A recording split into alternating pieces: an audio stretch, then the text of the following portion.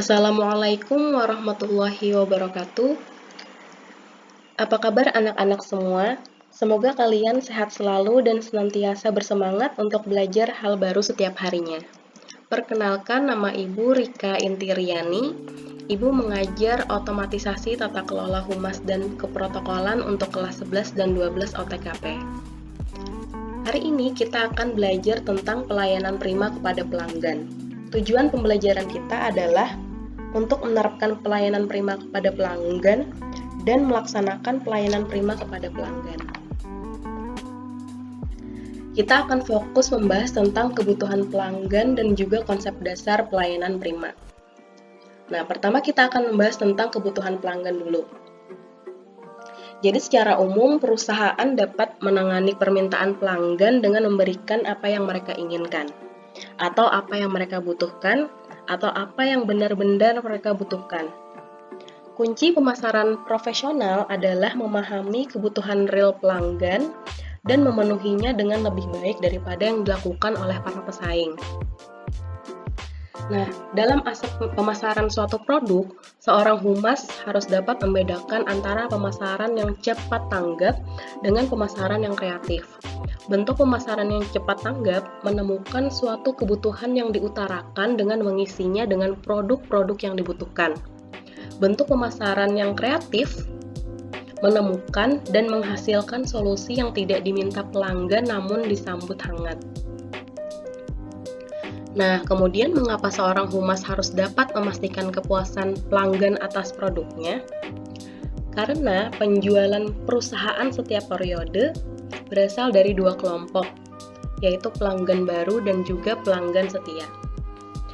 Penarikan pelanggan baru menjadi pelanggan setia merupakan hal yang sangat susah untuk dilakukan.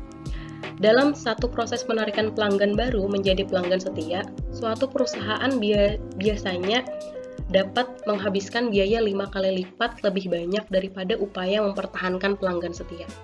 Selain itu, biaya kehilangan pelanggan baru pun akan lebih besar daripada biaya kehilangan pelanggan setia. Nah, melihat fakta tersebut, mempertahankan pelanggan merupakan hal yang lebih penting daripada menarik pelanggan. Kunci untuk mempertahankan pelanggan adalah kepuasan pelanggan. Pelanggan yang sangat puas akan menjadi konsumen yang setia, sehingga mereka akan membeli lebih banyak jika perusahaan memperkenalkan produk baru dan menyempurnakan produk yang ada. Kemudian memberikan komentar yang menguntungkan tentang perusahaan dan juga produknya. Kurang memberikan perhatian pada merek dan iklan pesaing, serta kurang sensitif terhadap harga. Memberikan gagasan produk atau jasa pada perusahaan dan membutuhkan biaya pelanggan yang lebih kecil daripada pelanggan baru karena transaksi menjadi rutin. Nah, pelayanan prima ini juga disebut sebagai service excellence. Nah, kemudian kita akan mempelajari tentang konsep dasar pelayanan prima. Pertama adalah attitude atau sikap. Potret perusahaan memang diawali dari kesan yang ditorehkan oleh karyawan perusahaan tersebut, terutama mereka yang berdiri di frontliner atau siapapun yang bersentuhan dengan pihak luar perusahaan, baik langsung maupun tidak langsung. Bagaimana sikap dan pelayanan dari karyawan perusahaan akan menggambarkan dan memberi citra perusahaan, baik itu langsung maupun tidak langsung. Setiap karyawan suatu perusahaan seharusnya memiliki sikap yang ramah, penuh simpatik, dan menjunjung tinggi profesionalisme pekerjaannya, serta memiliki rasa memiliki yang tinggi terhadap perusahaan. Nah, itu adalah prinsip pelayanan prima yang pertama. Nah, kemudian yang kedua adalah ability atau kemampuan. Nah, bisa dilihat di sini, karyawan harus memiliki kemampuan dasar untuk mampu melakukan program pelayanan prima seperti bagaimana melakukan komunikasi yang efektif, memiliki pengetahuan di bidang kerja saat ini dengan baik, kemudian memahami SOP dasar untuk menangani keluhan pelanggan, kemudian memahami hal apa saja yang boleh diinfokan keluar dan hal apa saja yang tidak boleh diinfokan. And the last but not least, memiliki kemampuan untuk memotivasi dirinya agar senantiasa memberikan pelayanan prima dengan tidak mencampur adukan dengan permasalahan pribadi. Kemudian yang ketiga, attention atau perhatian. Attention merupakan bentuk kepedulian kepada pelanggan atau tamu yang berkaitan dengan kebutuhan dan keinginan pelanggan serta pemahaman atas saran dan kritik yang diberikan.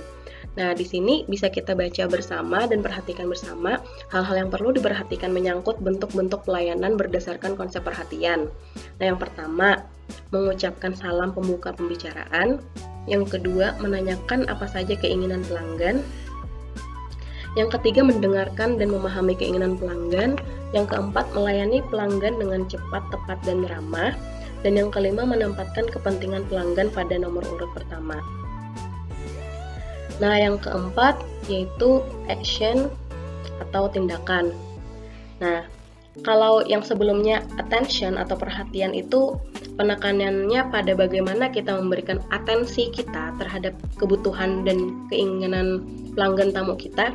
Nah, kemudian atensi ini atau attention ini harus dilanjutkan dengan action. Hal yang perlu dilakukan di tahap action ini adalah melakukan tindakan nyata untuk memastikan apa yang menjadi kebutuhan atau keinginan pelanggan tamu kita.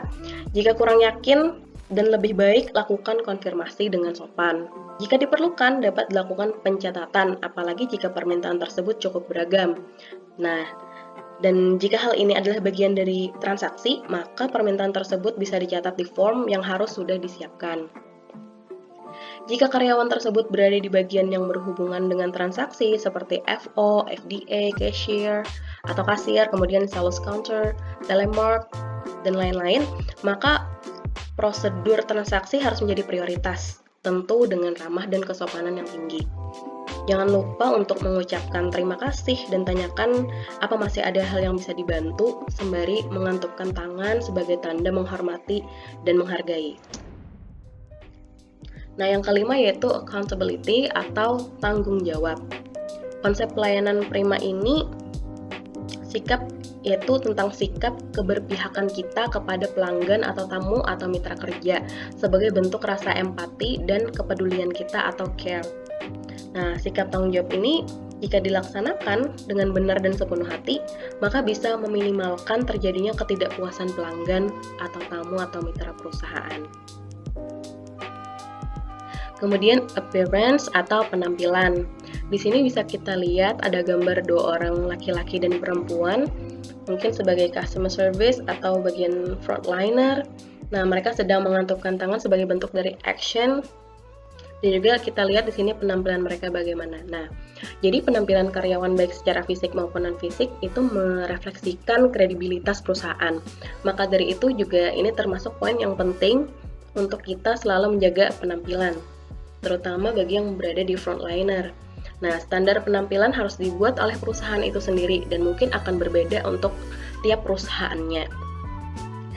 Dan ketika standar penampilan ini sudah ditetapkan atau dibuat oleh perusahaan, maka setiap karyawan harus melaksanakannya atau menjalankannya, apalagi saat bertemu dengan pelanggan atau tamu.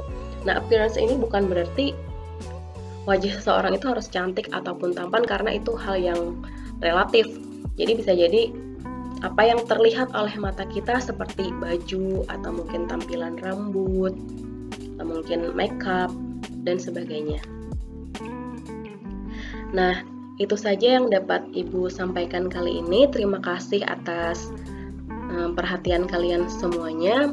Ibu mohon maaf juga jika ada salah-salah kata. Mungkin kita bisa bersilaturahmi di akun sosial Ibu. Wassalamualaikum warahmatullahi wabarakatuh.